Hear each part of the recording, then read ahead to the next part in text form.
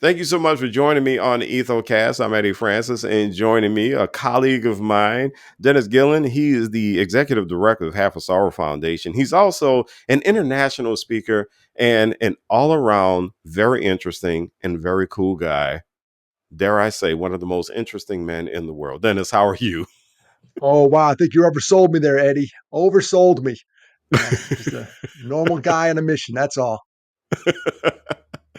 Man, I really got the opportunity to enjoy a TED talk that you did a few years ago called "Dying Alone," and you really you knocked that TED talk out of the park. I think it is probably one of the loosest TED talks that I've seen, in terms of somebody just bringing a lot of personality to the table. But what inspired that talk? It's interesting when there's an old adage among writers, you write what you know. And Yeah. I was approached to do the TEDx talk by one of the committee members. She goes, "You got an interesting story. Why don't you do your talk?" And I decided, I said, I don't want to do my talk. I want to do something different, which was related to my subject of suicide prevention. I said, I want to touch on loneliness. And she goes, "Why do you want to touch on loneliness?" I said, "Well, because right now I'm really lonely. I was going through a divorce Mm, and I moved from a real big house to a real small house.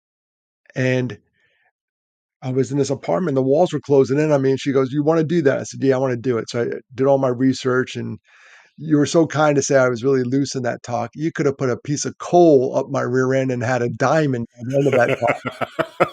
That I literally ran out of there because it's all memorized. If anyone ever, does a little TEDx behind the scenes, you don't have a script. There's two monitors in front of you, and there's one had the time and one had the slides. I only had 3 or 4 slides. I wanted hmm to do the talk. I didn't want to do death by PowerPoint. So all that stuff was memorized. When I go over the 10, ways you can combat loneliness, I had to memorize all those. And I'm hmm not good at memorization, but that morning in the hotel, I was up at the crack of dawn and I still didn't Yeah. think I was ready. And I was literally in the hallway getting ready to go on. I'm like, I don't think I have this all down. hmm And then somewhere about the fourth or fifth minute when the audience laughed with me, I'm like, all right, Yeah. let's go. I'm in Yeah. it. Yeah. I know that feeling. I know that feeling very, very well. Yeah. And I really thought though that your framing though was excellent. To really talk about loneliness. I mean, after all, we now have research that tells us that there are a lot of lonely people in this country, which you mentioned in the talk. And so I thought that framing was absolutely excellent, and I thought it was very appropriate for where you wound up with the talk. So we're colleagues also with Greek University, and one of your talks is upstream, and you note that suicide is the third leading cause of death in persons 15 to 24. Now, have when you talk about that, have you noted that there are any specific reactions from people in that age group whenever you share that data point with them in a talk or after a talk? Oh, it's interesting. I'll share that data, and it's accidents and homicide. I'm always the guy who wants to know what's number two or one, and it Yeah. flip flops by state. If you go, "Hey, it's the number two killer," you go, "All right, what's number one?" Accidents, which makes sense because they just start to drive, and it's auto and other stuff. But number two could be homicide, hmm depending where you live. But number three is suicide. The reaction, Eddie, I get is often they know somebody. Like maybe it was someone in their Wow. school. They're not that far from it, and it's sad. I wish everybody was way, way far from it. I wish I had to sit there and go, I don't know anybody. That's the rare bird I run into is somebody doesn't know anybody who died by suicide, and that's my Yeah. dream is to run into more of those people because there's less suicides uh, in the world. But often you could sit there and watch, and from where we are in a speaker, you're looking at the audience. You have an interesting perspective because you see lots of faces; they just see yours. hmm I could scan the crowd and I could feel a vibe.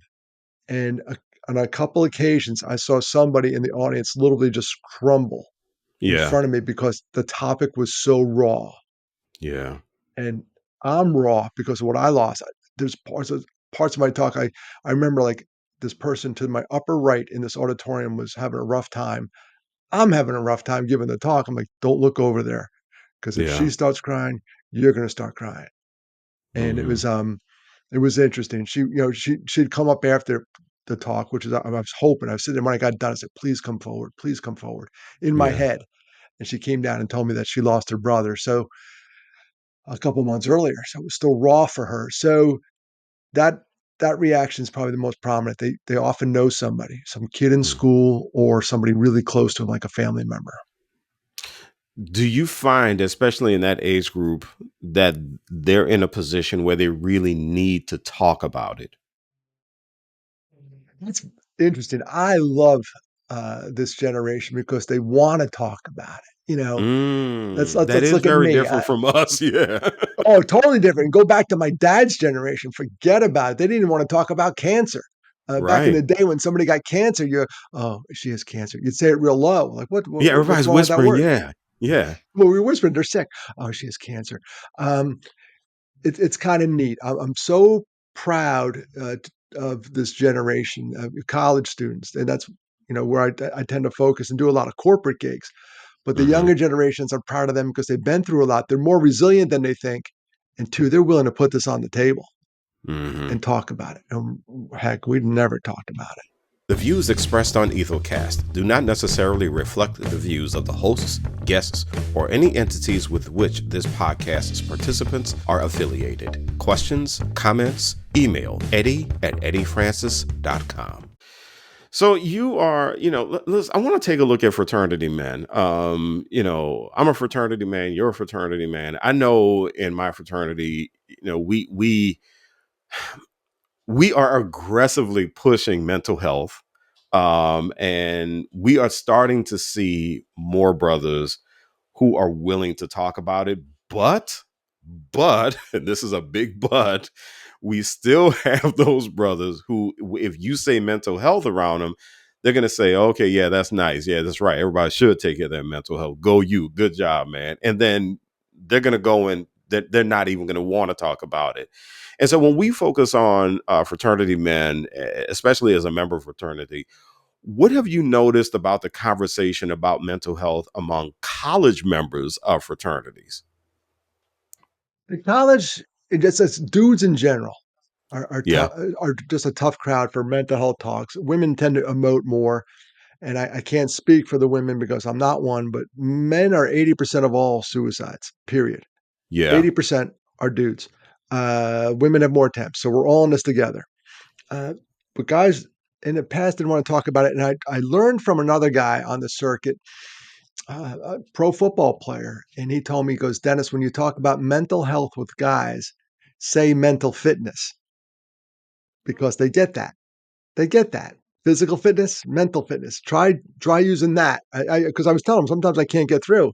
So mental fitness. We all have some form of physical fitness. We all took that when we were kids, that presidential physical fitness test. I got smoked in that, by the way.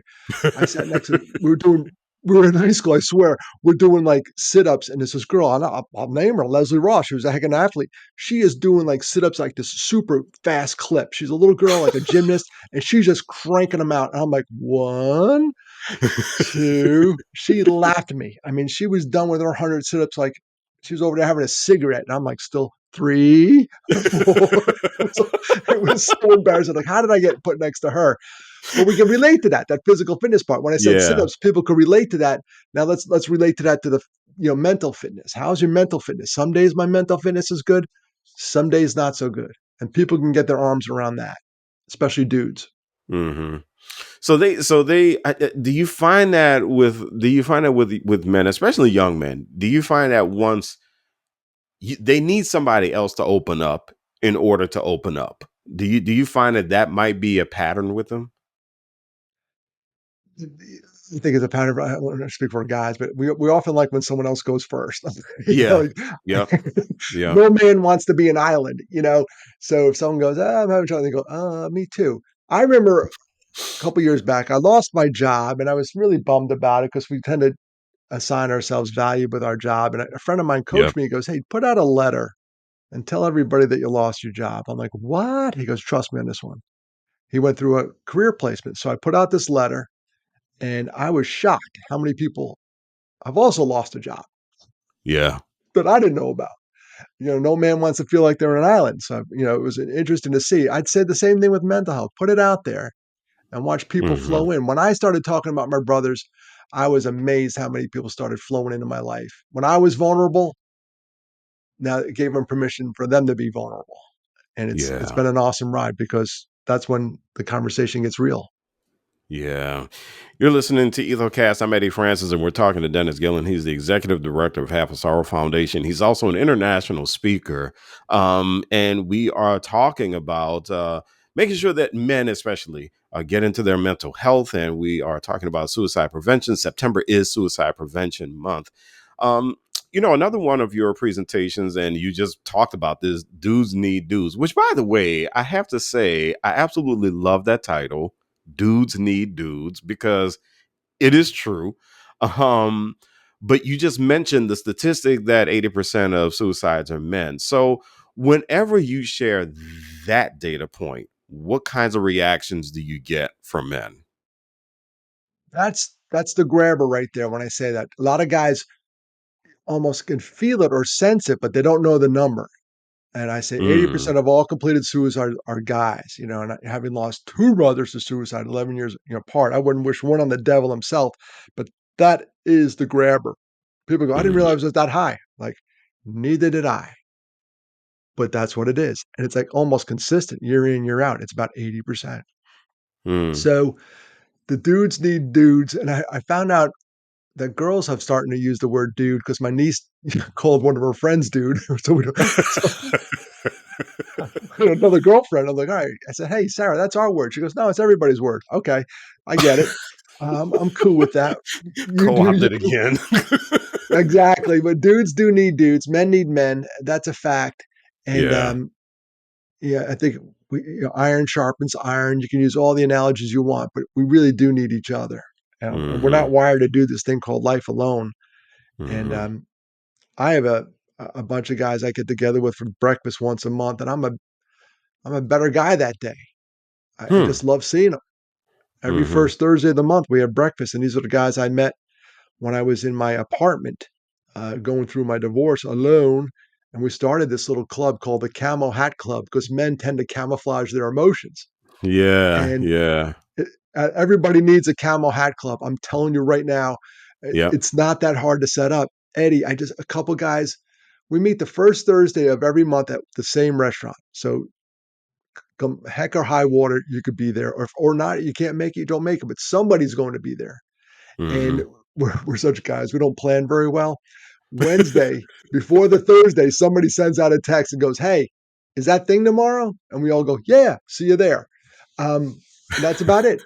It's a low maintenance, low risk, but high payout reward for me. I get to sit around with Hmm. guys that I met. And Eddie, I kid you not, if we did not have this breakfast, I'm pretty certain I'd never see these guys Wow. because life takes over. Even Yeah. though we live in the same town, we're maybe 2, 3 miles apart, each of us. We all moved. I moved out of that apartment. Some folks are still there. Some guy bought a house. He's over here. I don't know if I'd ever see him unless I bumped into him. But that's why I need that deliberate, intentional first Thursday of the month, Camel Hat Club, be there. Yeah. In dealing with fraternities, I actually talked about this on a previous episode when I talked about the need for personal leadership in your chapter, right? Before you can do great things with the chapter, you have to do some great things with yourself. And one of the things that I thought about as I was doing that commentary was the fact that sometimes, especially in fraternities, and I don't know what it is about us in fraternities, we chase perfectionism. We chase it so hard, and when we don't get it, we feel as if we have just lost, some of us, like we've just lost, like we just came in last, dead last at the Olympics because something didn't work out right. Yeah. um I mean, what to you? You're someone, you've been in your fraternity a long time. I've been in mine a long time. What is it that you see with fraternity men that we are so resistant when it comes to taking care of ourselves, but then talking about something that may have happened, like someone who died by suicide. What is it about us in particular? Because we seem to be on 10 with this stuff apart from other guys. What are your thoughts? Oh, it's that machismo. It's pride kills in my business. And there's a sense of pride, Yeah. being proud. And you don't want to, among your peers, you don't want to admit any faults or show weakness. It's just this, it may be a form of toxic masculinity aimed towards us, Mm-hmm. aimed at ourselves. The guy in the mirror is killing the guy in the mirror. Um, Mm-hmm. but basically, that inability to admit a fault or a wrong. This is why I encourage young men. When I speak to young men, I said, "Do me a favor, get old, because you get to an age. I'm 60. I know I look 59. Thank you, Eddie. You're too kind. No, you get to an age. I'm not saying you're apathetic. I don't. I still care about stuff. I'm not Right. totally apathetic, but you start picking the stuff you care about. And my image, I really don't care about my image too much. I know in the morning I gotta like the guy I see in the mirror. I gotta Yeah. like that guy, and then I Mm-hmm. can help others. And I'm really. It took me a while to get there. I remember being in a fraternity and all the cliques and all the stuff. You had to have the certain clothes, and shoot, I was always broke. I didn't have any of those clothes. Um, but in the end, guys accept guys for who they are, and when we see through all that Yeah. stuff. So I would encourage any of your listeners, just get old. It gets so much better. Yeah. You start not caring about the trivial stuff, and you start caring about the big stuff. Dennis, let me tell you, on a 3 to 4 to 5 lane highway, I drive in the right lane and I'm proud of it. There you go. Let everybody go. Let everybody Go go. ahead, man. So, for that brother who was watching and they're watching another brother struggle, how can they help? And then I'll add one to that. For the brother who is struggling, what words do you have for them? So let's start with the brother who's watching another brother struggle. What advice do you have for him? Yeah, it's funny. And in your second part of the question, what words? So let's say let's be aware that someone's struggling, and in a fraternity Mm, sense, or any kind of community sense, if someone starts withdrawing or pulling away, and they start isolating. So if you have a chapter meeting and some dudes doesn't show up for like three times in a row, like, all right, let's go here. We used to take attendance at our chapter meetings, so we know when someone's not there.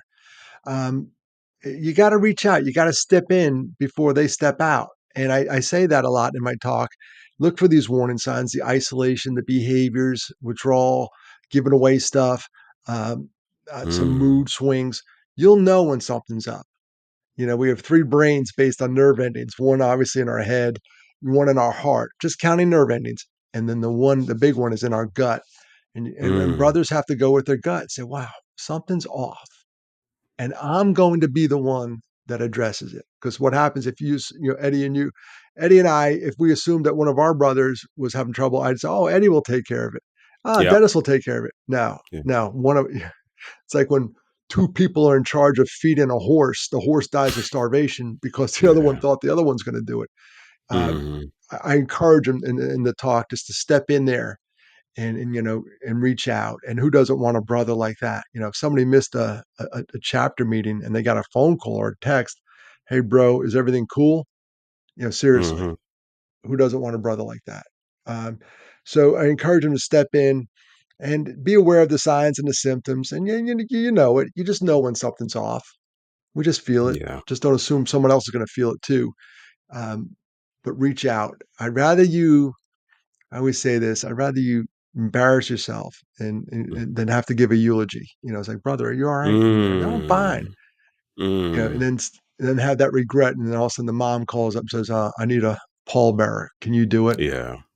We go over risk factors, warning signs, and encourage people to go off. And I tell you, one time I was at a school up in Pennsylvania, Clarion University. I was packing up my stuff to leave, and I walked out. I'm always the last one out, and I walked out, and there was a bunch of guys around this one dude. And I said, "Hey, is everything okay over there?" And then one guy peeled away and came up to me and goes, "Sir, when you were going over risk factors and warning signs," he specifically said, "when you go over warning signs," this guy leaned over to another brother and said, That guy's talking about me. So he raised his hand, Wow. Eddie, in my talk. He raised his hand in my talk and verbalized it to a dude sitting next to him. So at the end of the meeting, this was really cool. One, what was cool was he admitted it, and two was the response. These fraternity guys were whoom, like a hobo on a ham sandwich. They were all over this dude, and Yeah. they weren't going to let him go. So when I left, I said, "Are you guys okay? Like, I'll stick around. I'm just going back to Yeah. the Yeah. hotel. I'm here. Yeah. You know, if we got to open up the caps, right now and go to campus security, whatever, let me know." They said, "No, sir, we got it." And by the look on their faces, I knew they had it. They I knew had they it. had it. Yeah. They wouldn't let And this they guy had out their him. sight. And they had him. Yeah, they had him. Yeah. Yeah. What about the brother who is struggling, the one who admits to it? What words are what are the thoughts that need to go into that? That's good. When a guy says, "Listen, I'm not doing so hot," one of the words is going to be super hard to say, and you have to say it, is the S word. Yeah. Are you suicidal? You got to put it on the table. Now, there are some people out there saying, "Oh, you can't say that because you might put the idea in their head." Hold on here. If somebody's struggling and they're battling depression, you don't think that idea was in their head already? Like you're going to be the one that Hmm. plants it? Not happening. Research has shown that doesn't happen. And I've had to do this a couple times, twice that I could think of, that I had to ask the person, "Are you suicidal?" And it was almost relief at the question. Mm. They said, "Yeah, I Mm. am." And then I had the second part of that was, "Do you have a plan?" And one guy said, "Well, I had a firearm." I said, "Would it be a good idea to get rid of the firearm?" And I expected a battle. I expected, Hmm. my gun rights, Second Amendment, America. I didn't get Right. any of that. This guy said, "Probably a good idea." Because you know why? Because he wanted to live. Hmm. Probably a good Hmm. idea. So Yeah. say that. And if you don't have the words, learn how to say it. But if you don't have the words, there's another thing that I'll give everyone a polite out here. It's called the ministry of presence. Just be there. Mm. Hmm. Just be there. After my brother Matt died, a guy came to my house and said, "Come with me." We went and saw a movie and we went back to his house. He just had to get me out of the house because I was super depressed. And we sat on his porch, maybe an hour. I was swinging he had a rocker and I'm just swinging in that thing. And about an hour after that, I just got up and I said, "All right, I'm going to go home now." He goes, "All right, take care." Dude, we must have said like 3 words while we're on that porch. We didn't say squat. I just needed to Yeah. be out of my house. There are no words. Just say there are no words. I got no words for you, Yeah. but I'm here. Yeah. Mm. Yeah, Dennis Gillan, he is the executive director of the Half a Sorrow Foundation. He's an international speaker. And Dennis, I want to thank you for something. I want to thank you for bringing joy to just about every single person you touch. I watched you at our retreat. I watched how you interacted with folks, the conversations we had. I watched when I watched the TEDx talk. You have the gift of joy. And I know that our fraternity and sorority members, they need joy whenever they can get it, just like anybody else. So, man, I just want to thank you for the gift of joy because we need it. We need joy. I appreciate We you. we do, and it's interesting because someone came up to me one time after I spoke, and she said, "I didn't expect to laugh and cry at the same time." But I told her, I said, "Listen, it's just life. You're going to get both. You're going to get it all. We can't numb our Yeah. emotions because if you numb one, you numb them all. So um, Mm. be prepared to Ooh. laugh a little bit and be prepared to cry a little bit. It shows you're human." Yeah. Dennis, if anybody wants to get in touch with you, by the way, how can they do that? What's the best way? The simplest way would go to the website halfasorrow.org. Half, HALF, a sorrow. A shared joy is a double joy. A shared sorrow is half a sorrow. That's where we get it. And I have an old website out there. It still works great. DennisGillan.com. Oh, When it yeah, was all that about one. me. Yeah. DennisGillan. Eddie, when I first started out, it was all about me. It's not about me. So we started the foundation. It's about the audience and all the programs we have. So those 2 ways, I'm out there. So I'd love to hear from you. Outstanding. And all that information is in the show notes, Dennis. And once again, thank you for joining me on the Ethocast. Eddie, thank you for having me. And thank you for taking on this tough subject.